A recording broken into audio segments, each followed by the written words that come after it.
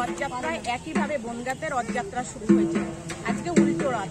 ঠিক একইভাবে আমরা দেখতে পেলাম সকলেই মিলে বিএস ক্লাবের মাঠে প্রত্যেক বছর যে পুরনো শারদীয়া উৎসব দুর্গা পুজো হয়, সেই দুর্গা উৎসবের আজকে খুঁটি পুজো হলো। সামনেই পুজো, সকলেই মিলে 4 নম্বর ওয়ার্ড এবং বনগাঁর সমস্ত মানুষ মিলে আমরা আবার পুজোতে মেতে উঠব।